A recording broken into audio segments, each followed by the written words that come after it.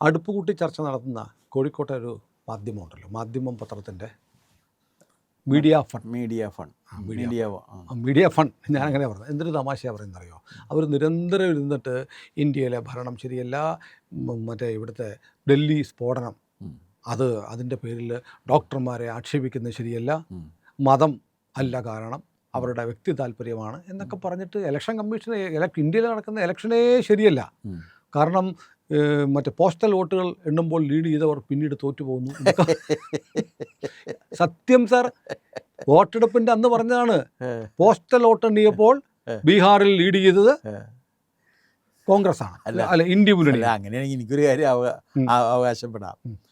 കാരണം എറണാകുളം അസംബ്ലി സെഗ്മെൻറ്റില്ല 8-10 ബൂത്തുകളിൽ ഞാൻ പാർലമെൻറ്റിലേക്ക് മത്സരിച്ചപ്പോൾ ഞാൻ ലീഡ് ചെയ്തിട്ടുണ്ട്. എന്നിട്ട് പിന്നെ ഞാനങ്ങനെ തോറ്റു എന്ന് എനിക്കും ചോദിക്കാം. ഒച്ചോരിയാണ് എന്നൊക്കെ പറഞ്ഞു നിരന്തരം രാജ്യത്തിനെതിരെ കാമ്പയിൻ നടത്തുന്ന ഒരു ചാനലാണ് ഈ മീഡിയ ഫണ്ട്. അതുപോലെ ഞാൻ പെട്ടെന്ന് കണ്ടത് കാശ്മീരിലെ മീഡിയ ഫണ്ടിൽ NIA കയറി. കാശ്മീർ ടൈംസ് 71 വർഷം പഴക്കമുള്ള പത്രമാണ്, ഇംഗ്ലീഷ് പത്രം. റിവോൾവർ കിട്ടി, AK-47 ബുള്ളറ്റുകൾ കിട്ടി, ഗ്രനേഡ് കിട്ടി, വെടിവെച്ചതിന് ശേഷമുള്ള വെടിയുണ്ടകളുടെ ഷെല്ല് കിട്ടി. പത്രം ഓഫീസാണ്.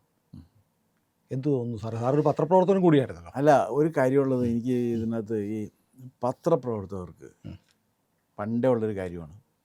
പത്ര ഓഫീസിൽ കയറി റെയ്ഡ് ചെയ്ത്, പത്ര ഓഫീസിൽ കയറിയാലും റെയ്ഡ് ചെയ്യേണ്ടി വരും.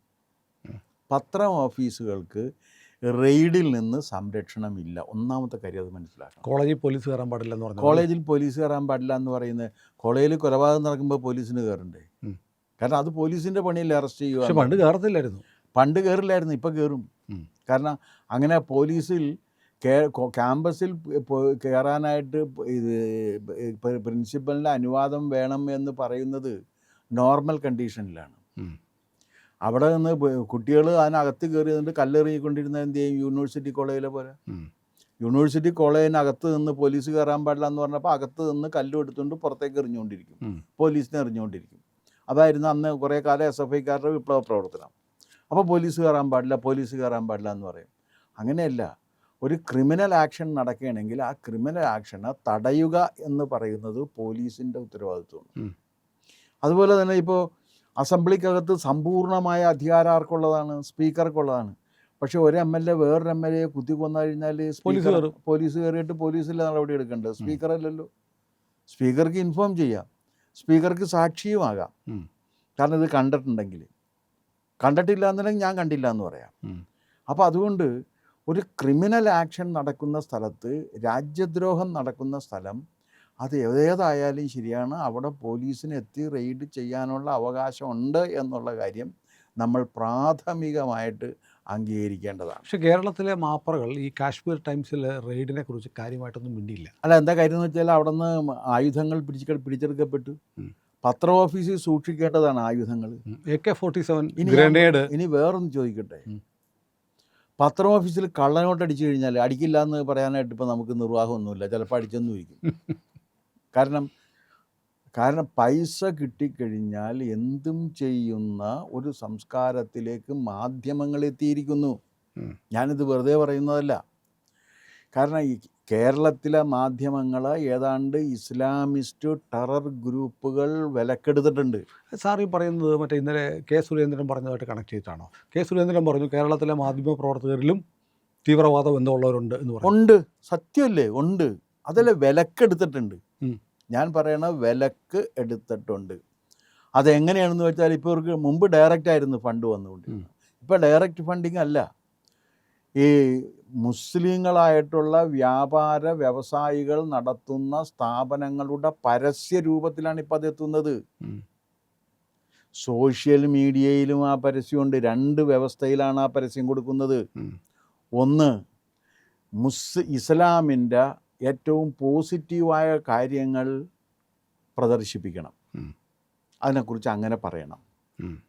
ഇപ്പോൾ അത് പറഞ്ഞു കഴിഞ്ഞപ്പോൾ ഒരു ഉദാഹരണം പറയണമെന്നുണ്ടെങ്കിൽ, അല്ല അത് ഇപ്പം നമ്മൾ അത് ഇസ്ലാമിൻ്റെ മതത്തിൽ അങ്ങനെ ഇല്ല, അത് ചിലരെങ്ങനെ ചെയ്യുന്നതാണ് എന്ന് പറയുമ്പോൾ, അപ്പോൾ ഖുറാനിലൊരു കാര്യം ചോദിച്ചാൽ പറയും, അപ്പോൾ ഈ മറ്റേ ക്രിസ്ത്യാനിയെയും യഹൂദനെയും എവിടെ വെച്ച് കണ്ടാലും വെട്ടിക്കൊല്ലണം എന്ന് പറഞ്ഞിട്ടുണ്ടല്ലോ എന്ന് ചോദിച്ചാൽ പറയും അത് അന്നത്തെ കോണ്ടെക്സ്റ്റിലാണ്. അതെ അതെ അതെ. ഇല്ല, ഇന്നലെ ഒരു ഓൺലൈൻ ചാനലിൽ പറയുന്നത് കേട്ടോ, ഈ ഡൽഹി സ്ഫോടനം നടന്നില്ലേ, ഡൽഹി സ്ഫോടനം നടന്നത് ഉമർ നബി എന്ന് പറയുന്ന ആളെ പൊട്ടിത്തെറിച്ചത്. അയാൾ പൊട്ടിത്തെറിക്കാൻ കാരണം മതമൊന്നുമല്ല, സാമ്പത്തിക താല്പര്യമായിരിക്കും. ഞാൻ ചോദിക്കട്ടെ, മരിച്ചു പോകുന്നവന് എന്ത് സാമ്പത്തിക താല്പര്യം? സ്വയം പൊട്ടിത്തെറിക്കാൻ ഒരുത്തനെ പ്രാപ്തനാക്കാൻ പണത്തിന് കഴിയില്ല. അത് ആ പറഞ്ഞവൻ ആരായിരുന്നാലും, പറഞ്ഞത് CR നീലകണ്ഠൻ എന്ന് പറയുന്ന ആക്ടിവിസ്റ്റ്. ഏത് കണ്ഠനായാലും ശരിയാണ്, അയാൾക്ക് നിശ്ചയമില്ല എന്ന് മാത്രമേ അർത്ഥമുള്ളൂ. ഒരുത്തന് പൊട്ടിത്തെറിക്കണം എന്നുണ്ടെങ്കിൽ പണത്തേക്കാൾ വലിയ കാര്യം വേണം. പണം എപ്പോഴും ജീവിച്ചിരിക്കുമ്പോൾ സഹായിക്കാവുന്ന ഒരു സാധനം മാത്രം. മരിച്ചു കഴിഞ്ഞിട്ട് ഒരു കാര്യം, മരിച്ചു കഴിഞ്ഞിട്ട് അതിനോട് ഒരു കാര്യം. മരിച്ചു കഴിഞ്ഞാൽ അവിടെ മദ്യപ്പുഴയും 72 ഹൂറിമാരെയും കിട്ടും. പിന്നെ കാശ് വേണ്ട, അതിന് കാശ് വേണ്ട. അവിടെ പോയി കഴിഞ്ഞാൽ അള്ളാഹു ഇടക്കിടക്ക് വന്ന് നോക്കുകയും ചെയ്യും, കാണുകയും ചെയ്യാം. പിന്നെ ഈ ഹൂറിമാരൊക്കെ ഉള്ള കാരണം ജീവിതം പരമ സൂഹിക്കുക, വേറെ ഒന്നും ചെയ്യുന്നില്ല. ഇത് ഭോഗിക്കുക, വെള്ളം മദ്യപിക്കുക, ഭോഗിക്കുക, മദ്യപുഴയിൽ ഇറങ്ങി കുടിക്കുക, മദ്യപിക്കുക. ഇത് ഇവിടെ ഇതൊന്നും പാടില്ല, അവിടെ ഇതൊക്കെ ആകാം എന്നാണ് പറയണത്. ഇവിടെ കള്ളുപിടിക്കാൻ പാടില്ല എന്ന് പറഞ്ഞിട്ടുണ്ടെന്നാണ് പറയുന്നത് നബി. അപ്പോൾ അത് കാരണം ഇവിടെ കള്ളുപിടിക്കില്ല, പക്ഷെ അവിടെ പോയിട്ട് ഇതൊക്കെ ആകാം എന്നാണ് പറയുന്നത്. ഇത് എന്തൊരു പരിപാടി, അതെന്തോ ആയിക്കോട്ടെ. അപ്പോൾ അതുകൊണ്ട് ഇവർ ഈ പറയുന്ന രണ്ടാമത്തെ കാര്യം എന്താണെന്നറിയാമോ? ടെറർ ആക്ടിവിറ്റീസിനോട് മൃദു സമീപനം. അതിൻ്റെ ഉദാഹരണമാണിത്. അതായത് ഇസ്ലാമിക് ടെറർ അല്ല, അതൊരു മതത്തിൻ്റെ അടിസ്ഥാനത്തിൽ വരുന്നതല്ല, അത് സ്വാഭാവികമായിട്ട് വന്നു പോകുന്നതാണ്, ഒരുത്തൻ ഇങ്ങനെ യാദൃച്ഛികമായിട്ട് സംഭവിക്കുന്നതാണ് എന്ന് പറഞ്ഞ് ടെറർ സംവിധാനങ്ങളെ, ഭീകരവാദത്തെ മൃദു സമീപനത്തോടു കൂടി അവതരിപ്പിക്കുക എന്ന് മൃദു സമീപനമാണ്. മൃദു സമീപനത്തോടെ അവതരിപ്പിക്കുക എന്നതും ഈ പണം കൊടുക്കുന്നതിൻ്റെ വ്യവസ്ഥകളിൽ ഒന്നാണ്. അപ്പോൾ അത് ഏത് ഇതായാലും, അത് പത്രമായാലും കൊള്ളാം, TV ആയാലും കൊള്ളാം, സോഷ്യൽ മീഡിയ ആയാലും കൊള്ളാം, ഇത് ചെയ്യുന്നുണ്ടെങ്കിൽ അതിൻ്റെ അർത്ഥം അവർക്ക് ഇസ്ലാമിക ഫണ്ടിങ് ഉണ്ട് എന്ന് തന്നെയാണ്. അങ്ങനെ ഇസ്ലാമിക ഫണ്ടിങ് വാങ്ങിച്ചുകൊണ്ട് പ്രവർത്തിക്കുന്ന ഒരു മാധ്യമത്തിൻ്റെ സ്വാതന്ത്ര്യം എന്താണ്? മാധ്യമത്തിൻ്റെ സ്വാതന്ത്ര്യം വരുന്നത് അവർക്ക് പറയാനുള്ള കാര്യം മാത്രം പറയുമ്പോഴല്ല, പൊതുജനങ്ങൾക്ക് കൂടി ബോധ്യമാകുന്ന സത്യം പറയണം. അവർ സത്യം പറയാനാണല്ലോ ബാധ്യസ്ഥർ. സത്യം പറയും, അത് നിഷ്പക്ഷമായി പറയും എന്നാണല്ലോ പറയുന്നത്. ഇന്ന് ഞാൻ തിരിച്ചൊന്ന് ചോദിക്കട്ടെ, നിഷ്പക്ഷം എന്ന് പറയാവുന്ന ഏത് മാധ്യമമുണ്ട്? എല്ലാവർക്കും പക്ഷമുണ്ടല്ലോ. പക്ഷപാതത്തോടു കൂടി പറഞ്ഞതിന് ശേഷം അത് ഏത് പക്ഷമാണ്? ഇവിടുത്തെ മേജർ ദിനപത്രങ്ങൾ എടുത്തു നോക്ക്, എല്ലാ മേജർ ദിനപത്രങ്ങളും ഇസ്ലാമിക പക്ഷത്തല്ലേ നിൽക്കുന്നത്. പ്രധാനപ്പെട്ട TV ചാനലുകൾ മുഴുവൻ ഇസ്ലാമിക പക്ഷത്തല്ലേ നിൽക്കുന്നത്. ഇവിടുത്തെ സാംസ്കാരിക ലോകം ഇസ്ലാമിക പക്ഷത്തല്ലേ നിൽക്കുന്നത്. ഇവരെല്ലാം ഇസ്ലാമിക പക്ഷത്ത് നിൽക്കുന്നത് ഇസ്ലാമിൻ്റെ മഹത്വം മനസ്സിലാക്കിയിട്ടാണെന്ന് നിങ്ങൾ വിശ്വസിക്കുന്നുണ്ടോ? അല്ല. അതിൽ തന്നെ ഖുർആൻ വായിച്ചിട്ടുള്ള എത്ര പേരുണ്ടാവും? ഞാൻ വെല്ലുവിളിക്കുകയാണ്. ഈ പറയുന്ന മാധ്യമ പ്രവർത്തകരിലും മാധ്യമങ്ങളുടെതിലും ഖുർആൻ വായിച്ചിട്ടുള്ള എത്ര പേരുണ്ടാവും? അത് വായിച്ച് മനസ്സിലാക്കിയിട്ടുള്ളൂ വളരെ കുറവായിരിക്കും. മുസ്ലിമുകളായ ആളുകൾ കാണും. ഇല്ല, മുസ്ലിങ്ങൾ മുഴുവൻ വായിച്ചിട്ടുണ്ടാവില്ല. വായിച്ചാൽ തന്നെ അർത്ഥം മനസ്സിലാക്കി വായിക്കുന്നത്. മദ്രസയൊക്കെ പോകുന്നല്ലേ? അല്ല, അത് മദ്രസയിൽ ഇത് ഖുർആൻ ഓതലാണ്, പഠിക്കലില്ല. അർത്ഥം മനസ്സിലാക്കി കാണാപ്പാഠം പഠിക്കുകയാണ്. പണ്ട് നമ്മുടെ നമ്പൂരിമാർ വേദം പഠിച്ചിരുന്ന രീതിയിലാണ്. അത് വീട്ടി ഭട്ടതിരിപ്പാട് എഴുതിയിട്ടുണ്ട്. വേദമൊക്കെ വീട്ടി ഭട്ടതിരിപ്പാട് പഠിച്ചു. പക്ഷേ ശർക്കര പൊതിഞ്ഞു കൊണ്ടുവന്ന കടലാസിൽ നോക്കി മൈൽമാർക്ക് BD എന്ന് വായിച്ചപ്പോൾ ലോകം കീഴടക്കിയതായി എനിക്ക് തോന്നി. കാരണം അപ്പോഴാണ് പുള്ളി അക്ഷരം പഠിച്ചത്. അക്ഷരം പഠിക്കാതെയാണ് വേദം പഠിക്കുന്നത്. കേട്ട് പഠിക്കുക, അർത്ഥം അറിയാതെയാണ് വേദം പഠിച്ചു കാണാതെ വെക്കുന്നത്. അതിൽ നിന്ന് അത് തന്നെയാണ് ഖുറാനും ഓതലാണ്. അല്ലാതെ അതിൻ്റെ അർത്ഥം മനസ്സിലാക്കിയിട്ടല്ലേ ഇവർ പഠിപ്പിക്കുന്നത്. അപ്പോൾ ഇത് അങ്ങനെ പഠിക്കേണ്ട ഒരു രീതി വരുന്നില്ല ഇതിനകത്ത്. ഇതിപ്പോൾ എന്താ ചെയ്യണമെന്ന് വെച്ച് കഴിഞ്ഞാൽ ഇവർ നേരെ വന്നിട്ട് ഇതിങ്ങനെ പറഞ്ഞ് ഒരു പുകമറ സൃഷ്ടിക്കുകയാണ്. ഇസ്ലാമിനെ കുറിച്ചൊന്നും പറയാൻ പാടില്ല, ബാക്കി എല്ലാത്തിനെ കുറിച്ചും പറയാം, അവർക്കെല്ലാവരും പറയുകയും ചെയ്യാം.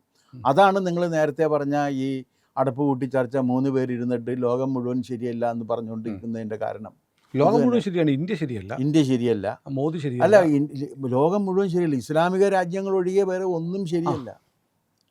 ഇസ്ലാമിക രാജ്യങ്ങൾ മാത്രമാണ് ശരി, ബാക്കി ഒന്നും ശരിയല്ല.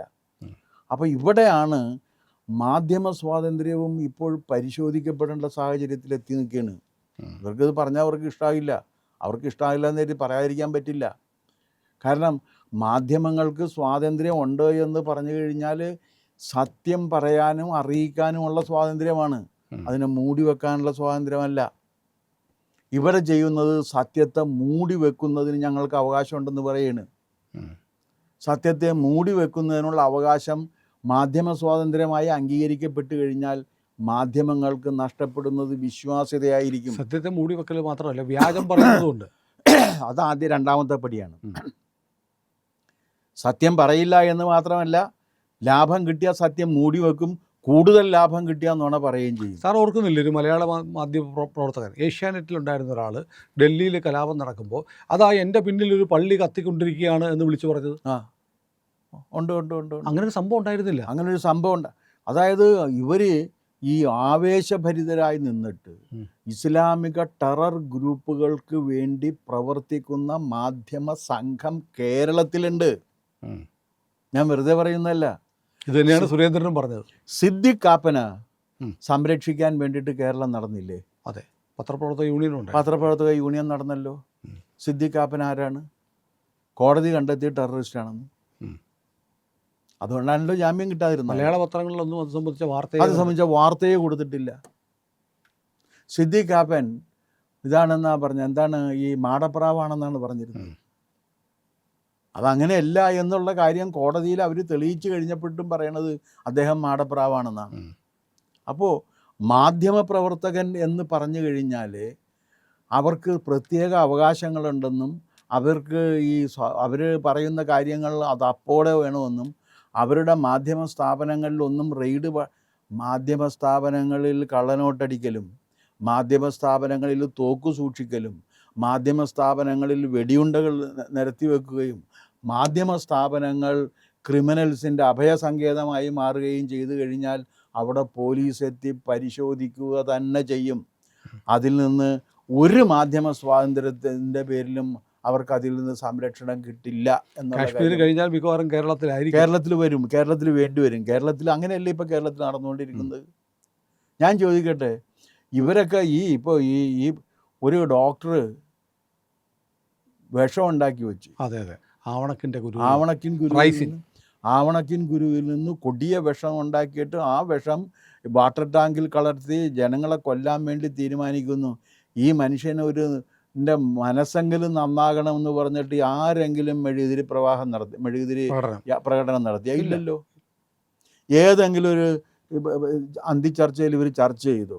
ഇല്ലല്ലോ. ഏതെങ്കിലും ഒരു പത്രം എഡിറ്റോറിയൽ എഴുതിയ? ഇല്ലല്ലോ. അതാണ് ഇതിൻ്റെ കാര്യം. അപ്പോൾ ഇവർ അങ്ങനെ ഒരു എക്കോസിസ്റ്റം ഉണ്ടാക്കി വെച്ചേക്കാണ്. ഇസ്ലാമിക് ടെറർ ഗ്രൂപ്പുകൾക്ക് സംരക്ഷണം കൊടുക്കലാണ് മാധ്യമ സ്വാതന്ത്ര്യം എന്നുള്ള ഒരു ഇക്കോ സിസ്റ്റം ഇവർ ഉണ്ടാക്കി വെച്ചിട്ടുണ്ട്. ഏതായാലും കാശ്മീർ ടൈംസിൽ NIA കയറിയതോടെ ആ ഇക്കോ പത്ര ആഫീസിലും വേണ്ടി വന്നാൽ NIA കയറും എന്ന് വന്നു. അപ്പോൾ അല്പം ഭയം നല്ലതാണ്. ഭയമൊന്നുമല്ല, വസ്തുതയല്ല ഇത്. ഇവർ ചെയ്യുന്നുണ്ടെങ്കിൽ അവർ അവിടെയും കയറും. അതെ.